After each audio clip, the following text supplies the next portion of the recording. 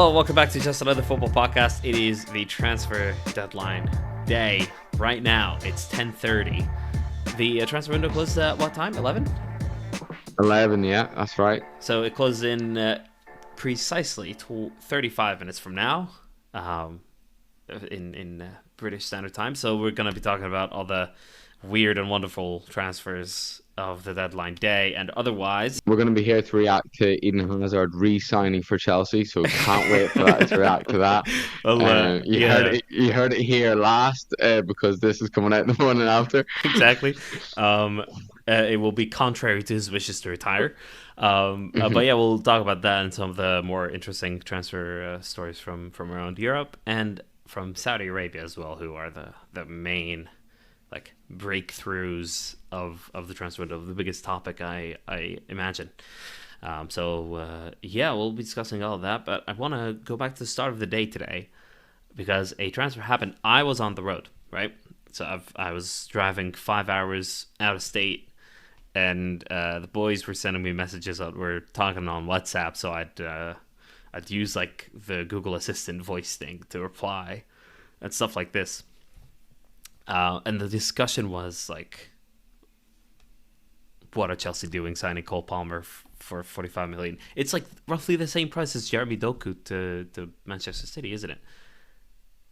And it's mental. It's weird. It's a strange decision from Cole Palmer himself, in my opinion. I think for a Man City perspective, he was an incredibly useful player. Wasn't he the goal scorer against Newcastle? But he scored against Arsenal. He scored against Sevilla so far. Didn't he score one of the goals? I might be wrong, but he was a very useful player. Kevin De Bruyne is injured, of course, so things are getting moved around, and he was involved and he was playing. And I feel like the only reason City took the deal is because it's 45 million, and I imagine there's a sell-on clause in there. Why are Chelsea doing this?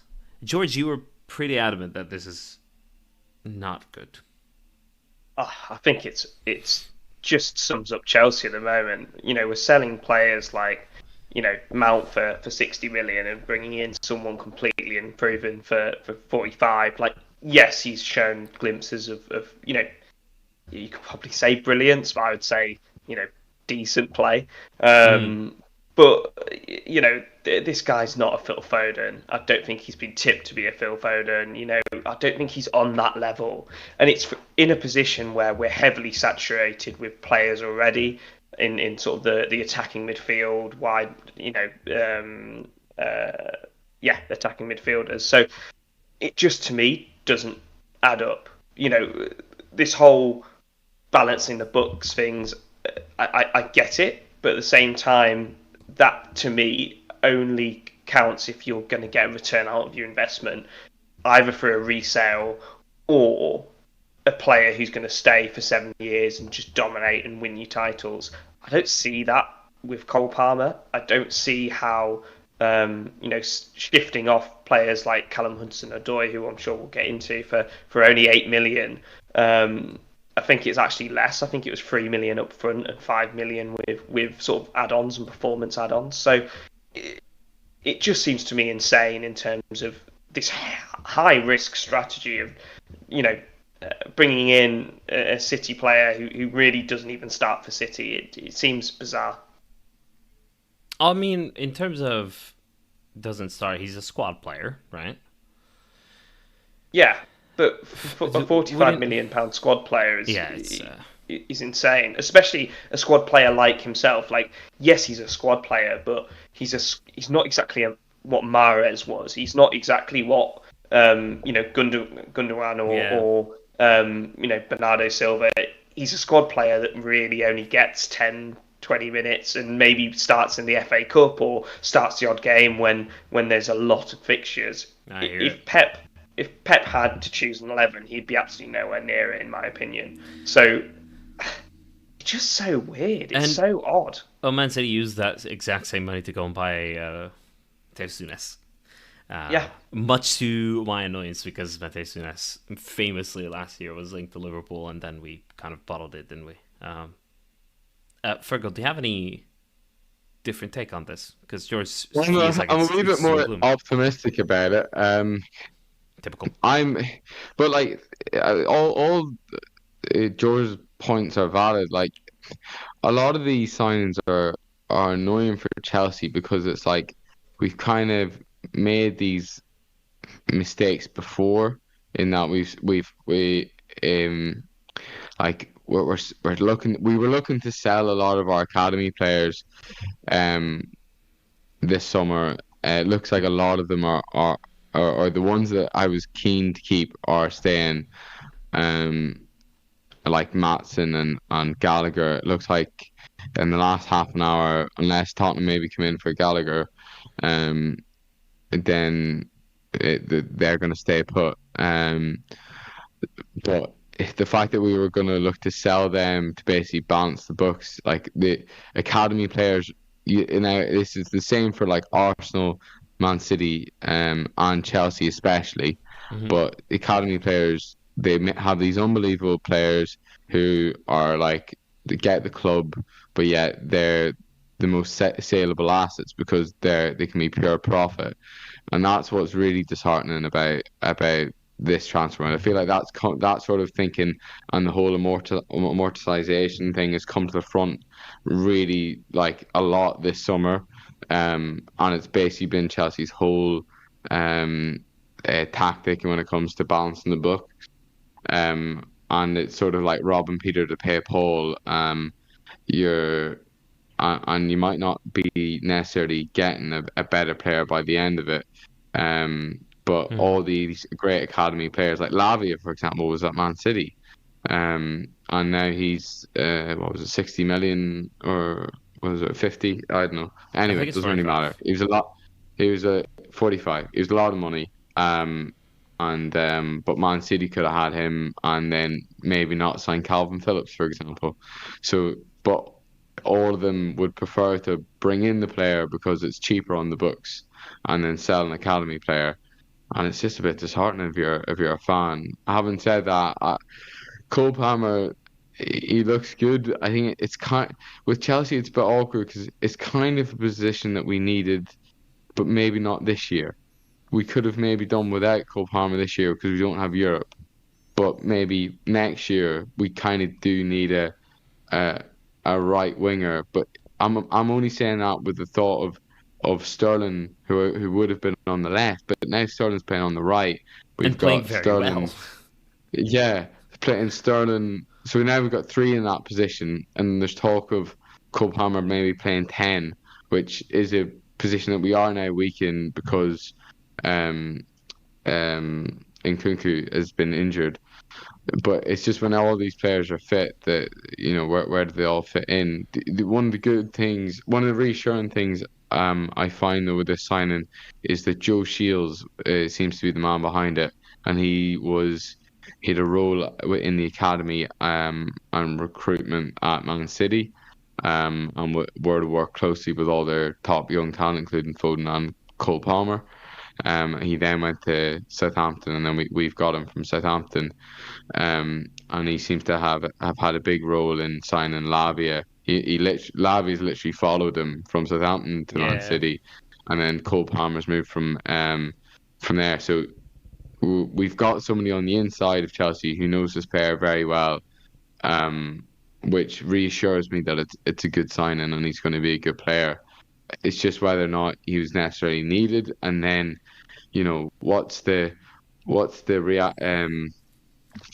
what does this affect going forward? What player is going to be sold to balance the books next summer or maybe in January is the worrying thing. Matson nearly went today, and I would have been furious with that because that's literally just covering up the hole that Cucurella's left in the books. Maybe not directly, but if we hadn't sold him, we probably wouldn't be looking or we hadn't bought Cucurella for 60 million, which is now just looking like a ridiculous amount. And he could have been our second choice again this year, which again might not have been an issue because we haven't got so many games. But I really hope we keep a hold of Matson, and we kind of just need to bite the bullet on Cucurella, I think, and just sell him for whatever's going or loan or whatever. It looks like he's going to now stay at the club, but um, I blame Tuchel for Kukurelik. As Kukure, as as like much as Tuchel, people think he's a great manager. The amount of talent ID mistakes he had at Chelsea in not giving younger players a chance, and then we had to go out and recruit somebody else, and it's then caused us to get these shite players. Wow. So a lot of it is down to Tuchel on who he picked and who he didn't. Yeah. Great, we won the Champions League, but that past that 6 months, I constantly look at Tuchel's reign at Chelsea as after that Champions League just a massive downhill, and so many decisions from that time have then gone on to affect the new ownership's bad mistakes as well. And Not Lewis to Hall. put all the blame on Tuchel for all those mistakes. Lewis Hall is another example, and he's one who's pure profit. Good money for him. There's no doubt about that. But you're looking at him and going, I hope he doesn't become the player that he was talked up in the academy, and he's played so well. And it's just it's a never-ending cycle for Chelsea of just regretting these not giving these young players a chance. But then the weird thing about this ownership is that we're non-stop signing young players. Yeah, that's the annoying thing. It's this weird It's like you're contradiction. signing young players and then you're selling your own young players backwards. And then we've signed. There's so many players in like the last year that like Fofana, for example, has now gone out in Union Berlin, and like there is talk that we're gonna try and have it's like we're accumulating a lot of talent, and they're eventually either going to go to Strasbourg or maybe another club. Sporting Lisbon has been linked, which would just be crazy if Chelsea bought Sporting Lisbon. Like, unbelievable for Chelsea if they're able to do that, but it doesn't feel right at all that a club the size of Lisbon could just be made into a feeder club for Chelsea. So yeah, it's there's all that. But Chelsea, it's just been mental this summer. I initially I was quite happy with a lot of the signings, and I probably am happy with it, but it still maybe feels like we've definitely sold our soul. I think that's for sure. We've sold our soul in selling like academy players like Hall and but then Mason Mount and Havertz haven't had a great start of the season, so maybe they'll turn out to be great decisions. But it's been time will tell, I think is the best way of saying it. Well, time will tell indeed. We're going to stay in England for just a little bit. There's been Brendan Johnson to Tottenham. Massive blow for Nottingham Forest on the attacking side. However, Nottingham have only gone out. My head hurts. How have the Nottingham Forest got Ibrahim Sangare? Like, how? I feel like I'm losing my sanity a bit here. Like, I feel like I don't know. I feel like I don't know anything about anything. I feel like I'm starting to doubt everything I've ever known about this sport. Like, Ibrahim Sangare should be going to a much bigger club, like at least a Champions League team anywhere. Mm-hmm. Well, he's coming down from the Champions League. Don't get me wrong, like it's really good that a team, like, on the face of it, that a team like that is relegation threatened is able to get one of the best midfield talents worldwide. But at the same time, I'm baffled by the idea that nobody else got him, particularly Liverpool, but nobody. I've got some weird deja vu. Deja vu from what? From last year, Taiwo Awoniyi. Taiwo Awoniyi, like you say, the exact same. Why have Liverpool not gone out and got this player, or even another big Champions League club? You know, he's gone from Union Berlin. I think they were Europa League at the time. They were. into sort of just promoted Nottingham Forest team. They seem to be making these scalps, and it is great. Yeah. Again, I've got worries still about their squad size. I think it's insane, but yeah, they know a deal where they can. I don't know who they've got in that scouting team, but It's absolutely crazy. One thing I would say about Singari though is he's been on the market a while. This guy, I remember Tifa were banging on about him for ages, and there's clubs like Brentford and Brighton, who I think Brentford have bought a midfielder. Brighton are obviously trying to replace Casado. Neither of them have went for him, and Nottingham Forest have got him. So that would be my only thing is like there's a lot of smart clubs that had the budget to go get him and have gone not for us. And that's what makes me think like is there something, maybe he's a good player but maybe he's just not elite, and that's why Nottingham Forest have been left with him. It's not necessarily that the big clubs haven't went for him, but the likes of the smart clubs like Brighton and Brentford, why haven't they went for him? Yeah. The other thing is like if you're him, is PSV like maybe suppose he's like I'll get in the shop window and I've been at PSV too long. I thought it would have moved on from here by now, but like to go into Nottingham Forest, who I had put 12th in my predictions, thinking that they were going to have a good clear out, they'll have a nice healthy squad. I swear the squad's gotten bigger since I said that. Well, the list of transfers for Forest in and out, like on the Premier League page, just goes on and on and on. Sam Sarri, for example, they just got in as well Callum Hudson-Odoi. Yeah, well, I'll come on to him in just a moment, but just to wrap up my point, like I have this squad depth chart, which is like it's a free Reddit post, which is there every year, and whoever has made it, fair play to you because it's great. Yeah, it's fantastic. But I don't think it's quite up to date. But from what I can see at the moment, they have 8 players down as centre mid, and I assume that some of these have gone on a transfer, but maybe not. One of them is Andre Santos, who Chelsea have loaned to them, and who's this like really hyped up young player. Why have Chelsea approved that? Like, they can see how many centre mids they have, and they know what Nottingham Forest are like. Like, how is that been allowed to happen? Like, he was being talked up as maybe having a role at Chelsea this year, and he's been let go. It's crazy. And then to come on to Hudson-Odoi, and sort of it carries on from my point at Chelsea. Here's a player who's Hudson-Odoi, who was probably the best player of his age group.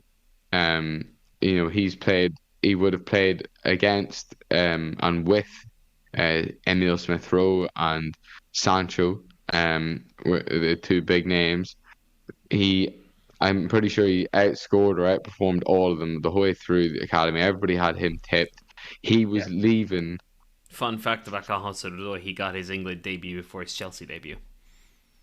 Yeah. And he has all that, and he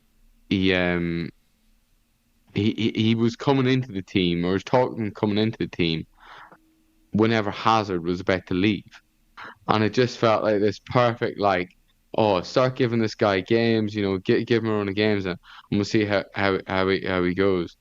And it's one of the at Chelsea, you see these players so often that like it feels like we just didn't strike while the iron was hot. But when these players were like full of energy, about to burst onto the scene, we just didn't let them do it. A bit like Loftus-Cheek as well, and then injuries getting away. A few other things with Hudson-Odoi got in the way, and bad moves, change of managers. Tuchel didn't seem to fancy them. Yeah, and again, I didn't think I'd be banging on Tuchel as much now, but again, like misused at like a right wing back position. Yeah, I remember that. Awful. Hudson-Odoi is an incredible talent. Has been hyped up for so long, and I just like another waste of talent for Chelsea that, as you said, George, just went for a measly sum. Um, the other thing I've noticed this transfer window is um every deal seems to have a 5 million in add-ons. No more, no Yeah. less. 5 million in add-ons is like the new like it might as well be like the pound sign. But Like when you will when see it on the transfer. but when Liverpool tried it, it didn't work because they paid like they tried to pay 20 plus 5 for Lavia or whatever it is. Yeah, no, Speaking but of yeah, no. Lavia, they I hope. Sorry, just to sum up. yeah, I yeah. hope Hudson Odoi does really well. I think it's a really good sign for the money for Nottingham Forest, and he should go some way in replacing Brennan Johnson, who we'll see how he does at Spurs. It's funny how everybody's cool on Brennan Johnson. Real mixed reviews from this transfer window, whereas last summer everybody would have loved to have signed him probably. I think it's something to do with goal involved. I read a tweet today from Carl Lanka, I think it was, saying I thought a quote unquote forward would get involved. I don't think it was as condescending as I'm making it sound, but he was saying something like, I thought a quote unquote forward would be someone that has goal involvements or something like that. But still an amazing talent, isn't he? Right, onto some miscellaneous ones. This one's a bit weird. Leonardo Bonucci. You know what happened there? I was on the road today. I was listening to a podcast. I think it was a BBC one. They had James Horncastle on, and like a few other of those big journalists. And what he said was Bonucci last season was told by Juventus to retire. And then he refused, and he said, "I want to play one more year." He came in first day of the preseason this season, and they basically asked him, "What are you doing here?" So now he went away. He's fallen out. He's gone away to Union Berlin, Champions League Union Berlin, to obviously have the honor of being Brendan Aronson's teammate. And he's just gonna play one more year there. It's a weird one. This is like if you're a lot of these transfers give me Football Manager vibes. This is one of them where you have a defender to bring in so he can mentor the young players, and you're looking around and finding out he's out of contract. All right, let's get him in. It's like Harry Kane going to Bayern for ages on Football Manager. It always used to happen. You'd be like, "That would never happen," and then it's actually happened. And then that feels like you'd see Leonardo Bonucci do Union Berlin going, "Oh, Football Manager can be so unrealistic sometimes." Yeah, and it's actually happened. Like Ansu Fati to Brighton too. Yeah, crazy. Well, we have to talk about it. I'm fascinated. I actually don't know. Is Ansu Fati any good? Is he like the new Adama Traore? He was. Ansu Fati's good. But is he? Ansu Fati, because he's good. Would he not be still be at Barcelona? Well, he destroyed his legs, didn't he? The only thing is injuries, but he's good. Like, that's a big if though. Well, I mean, I'd feel like sign it. They have the Europa League, so he'll rotate a lot with Mitoma, but both have to start. You know, it's like who's gonna start now? I think it's a smart move for Barcelona. It's good to see in it from a Brian perspective that like they're able to get these supposed to be top talents like Sangare and Nottingham Forest. Big clubs are trusting them now because they've proven they're able to develop these players and proven to be a great stepping stone, like a really high level stepping stone, not to put them down in that way, but like it's almost like a Dortmund now. So it'll mean that they're going to be able to keep attracting better and better young prospects that they'll do their bit playing unbelievable football at Brighton for a bit and then be sold on for more money and it all starts over again. But it's a great bit of business, I suppose. Another couple loans, Sergio Reguilon to Manchester United. One other bunny in there, I suppose. The other mental one, because that is completely player forced, is Joao Felix to Barcelona. a couple months or less than that from the time when he told Fabrizio Romano, I would like to play for Barcelona. And there he is. Season-long loan, no obligation to buy. But he gets to play for Barcelona once a £120 million transfer, which is the weirdest transfer of all time. Yeah, just to be clear. João Cancelo as well. João Cancelo going to Barcelona, I think, is an interesting one because it's just so weird that whole situation where he just seemingly fell out with Pep, or Pep decided that an attacking fullback is no longer what he wants, and he wants Brexit football. Yeah. With four tools centre backs across his back line, and I always find these sort of loan transfers to be clubs trying to sort of gambling on them having a really great year and their stock flying up. Yeah. João Cancelo, João Felix. That's why I would have thought Chelsea would loan out again. Hudson-Odoi, players like that. Although I'm sure his contract was probably running down. Where if they have a brilliant year or just a good year, you can get 5-10 million extra for them. So you don't sell them at their lowest stock. That's what sort of loans, unless they're a young player, tend to be for me. Amrabat to Man United, I'm sure. Yeah. Again, they're looking to get as much money from that as possible. If he absolutely shines at United, is it a loan? Is it not one of those ones that it was more Man United pushing for the loan? It wasn't. Man United were pushing for the loan, and Fiorentina rejected it the other day. So it has been confirmed, I believe. As a loan or as a permanent transfer? No, it's a loan. It's a loan with I think it will become a permanent transfer, but right, okay. I think it was more it was more Man United that wanted the loan, so it's not going on the books this summer. It'll go on the books next summer. I think that was more what that was about, rather than who's the Fiorentina. I think Fiorentina, they have to get the replacement for Amrabat, so they'd probably prefer the money up front to be able to do that. Yeah, that makes sense.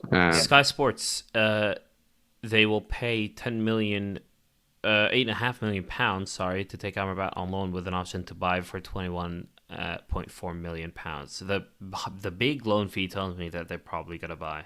That's the idea. Yeah.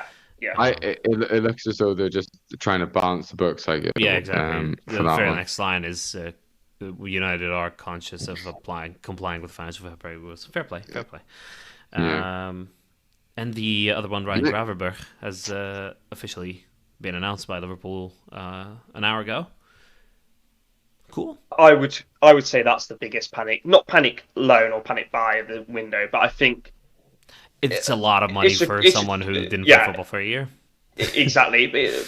To be fair, he's come with a good reputation, and I'm sure he can be a good player. But it's not like he's been spoken about for Liverpool, throughout the whole transfer window, like Amrabat has been for United or whatever it may be. This seems quite rushed and a bit of a panic buy, but very much needed to just bolster Liverpool's midfield. So it's not bad signing. It's just a bit of an odd one.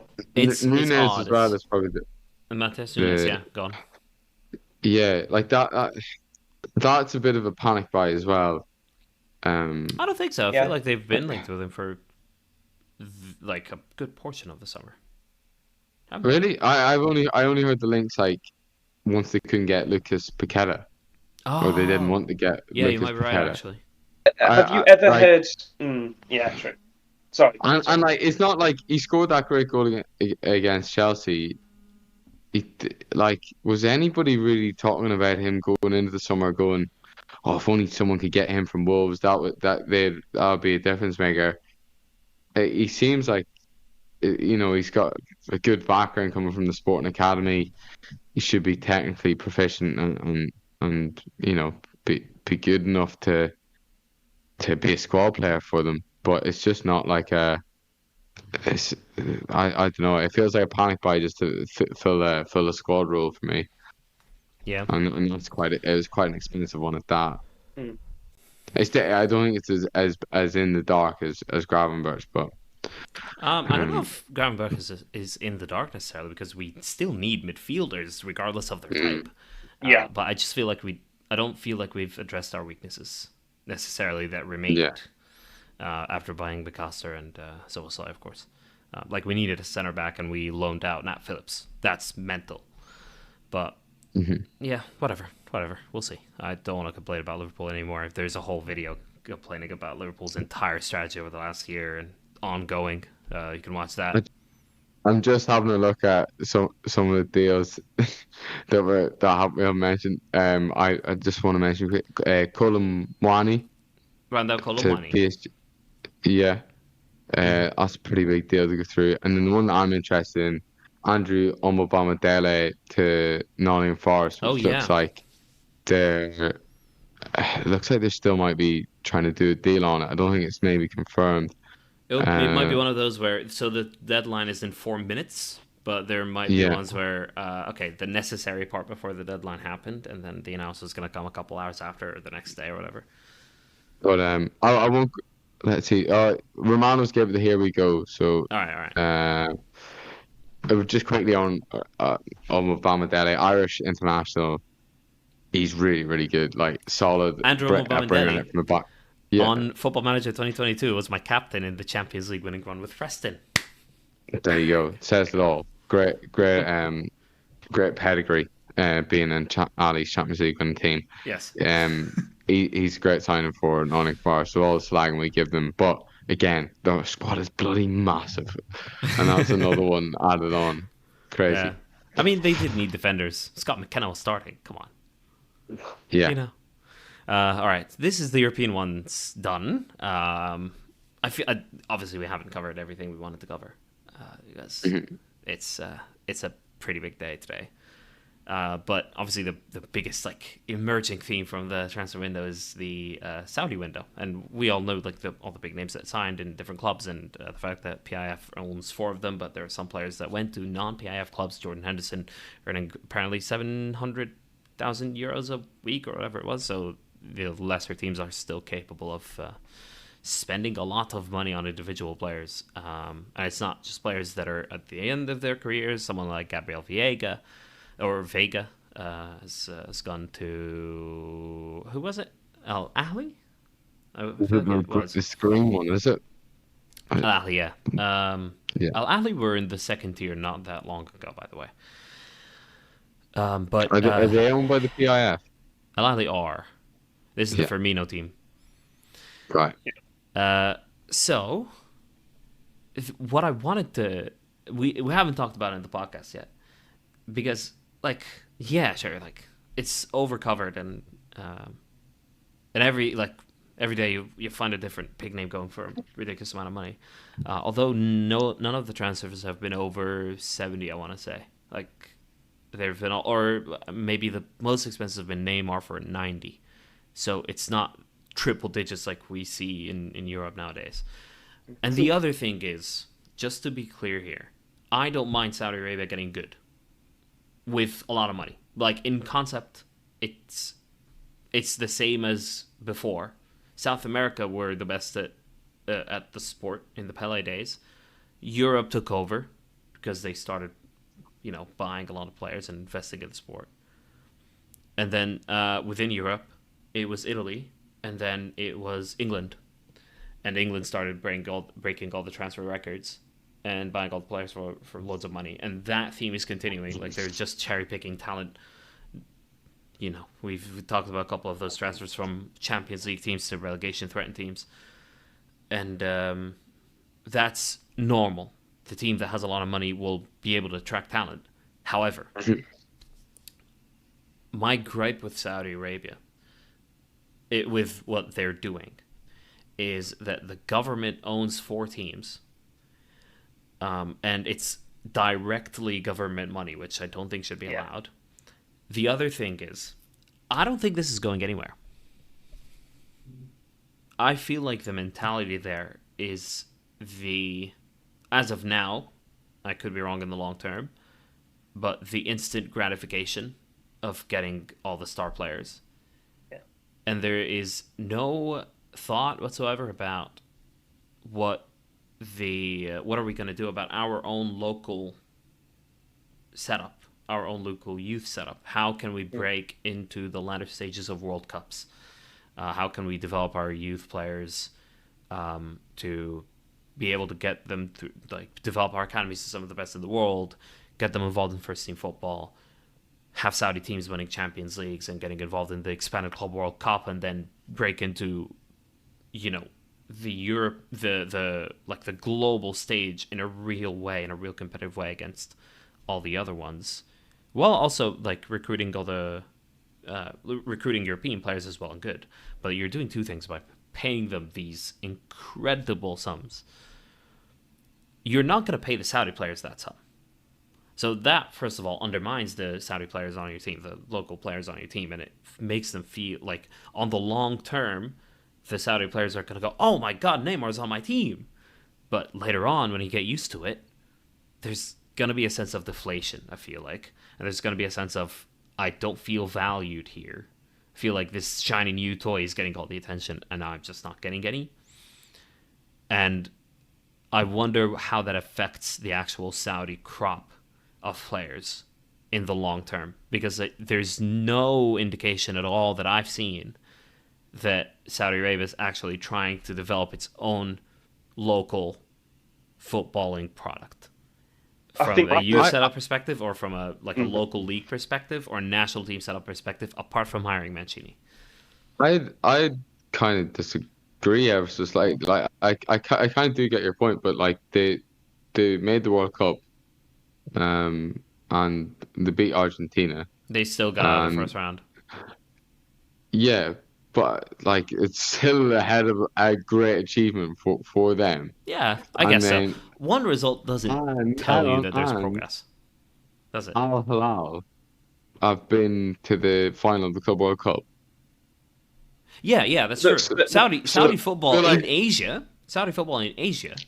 is already great. But those are no mean feats. They're beating South America. The best team in South America was beaten by Al Hilal. So this is clearly phase one of or I wouldn't even say phase one if they've done all that beforehand. I don't know what phase this is, because I've only started paying attention. Saudi teams have been winning Champions League since 2005.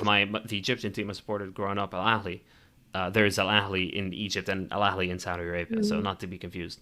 We played our first ever Club World Cup game against Al Ittihad, which is Karim Benzema's team, in 2005. So Saudi football has been on top of Asian sport for a long time. It's clear there's a decent base there, and one of the other things is that there was a lot of talk whenever the Premier League started booming and buying all these players that where are the chances for the English players going to happen? That was a massive talk for a long time, that there wasn't enough English talent coming through because there isn't enough space, because all these top players getting signed. And eventually what happened was that they benefited from all these great players playing with them, and you've got all these good managers coming into the league and improving it. It's not going to be there's no way of doing that short term. It took England a long time to get through this now conveyor belt of unbelievable talent that doesn't seem to be coming to an end. But Fergal, I don't think that's a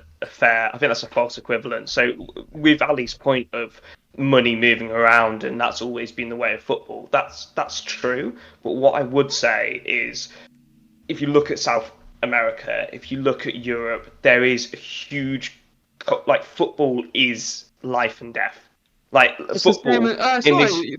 That's unfair in Saudi Arabia. We saw in the World Cup the reaction of Saudi fans. Ali's after saying there's heritage there for years. I'm not saying there's not heritage. That's a Western bias, No, but it's also a matter of what I was going to say.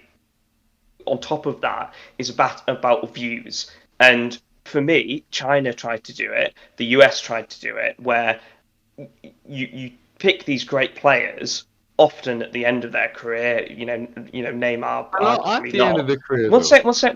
But even not at the end of their career, Ramirez going to China. You pick these players out, and the views don't, and the TV rights obviously Saudi Arabia is, but it's not different to China. You don't get the views, you don't get the interest from abroad either. So I'm not going to watch the Saudi league, no matter how many players go. No. I don't watch That's the your US. choice. I don't watch the MLS. No, but Ali, this is a larger reflection of the attitude of a Western outlook on, that and is true. it's not going to reflect. And so that's why I agree with Ali to a different point, but sorry, same point but different criteria. Is this won't continue because China it couldn't continue. China couldn't continue because of financial mismanagement, which Well, won't happen in Saudi Arabia Yeah, because it's literally unlimited money. this is what I would say about it, George. Is that I would agree if Saudi Arabia are going to half-heartedly do what they're doing, it's not going to work out. If they continue to pump in the money that they're pumping into it, it will continue. It really is as simple as It that, will. and it will get better, and it will attract the eyes. I don't particularly like it, but if they continue to buy these players, I don't see any reason why it wouldn't eventually start to work. I just think historically, obviously we've never Historically, seen it was all short-term bursts of like, we'll give it a go. This one, to me, feels different. It's backed by like one of the richest countries in the world. They have goals of winning and hosting World Cups. And it's four of the clubs are owned by the actual government. It's like so government backed, and we've now got the example of the PGA Tour as an Yeah. example of Leaf. Saudi Arabian influence in sport and how they just kept going. Now, the only difference there is that the PGA Tour, from my very little understanding, was they were struggling financially to try and keep up with it. But and therefore it was a bit more leverage for Saudi Arabia to make deals and stuff like that, and eventually be now part of the PGA Tour. But that's an example of like everyone writ that off and said it wasn't going to work and whatever. If there's enough money there and it carries on long enough, it will happen. There was no sign in like Vega, for in any of the previous like MLS, Almada. the Chinese Super League. There's a lot, you said. There's Thiago Almada, for example. Just one Thi- example. Thiago, this feels different to me. Like it just like and Jota as well that's gone from Celtic. There's like quite a lot of these guys, and like literally getting like Benzema and Ronaldo are massive. Like the best players in the world weren't going, and they are well, maybe not Ronaldo, but Benzema. You can make a case for him being I still the just don't best agree. striker in the world. Henry, Ibrahimovic, players go like they are at the end of their career. I get what you're trying to say, but I just don't see it as sustainable. And I think, look, yeah, Saudi Arabia have a lot of money. I don't think it's necessarily just about economics. I think it's about I think interest. it's all about that. It's I think not. It's about all interest. It's all about interest. And But I think if you put the money in, if you put the money in long enough, it will come to fruition. There might not be. There might not. I don't think that's their main concern. It will take a long time to get to the level of a top five league, but they could easily get to an interest level of a Portugal, Holland. Well, I'd actually put them higher. They could get to an interest level of France. I would say France and but it's all Bundesliga, about they influence, could and reach they're not interest gonna level. they're not gonna have that influence. They're not gonna have those views. You know what? The way they do. I just don't get how that you can be naive about the concept, like how much power money gets you and the money that they have. Yeah. I'm not being naive. However, here's the thing, Fergal, and we'll end on this because I need to go. There's the way you build reputation or the way you build interest. I feel like is especially in such a emotional sport like football is through storylines, which the MLS lacks, which is why it never will.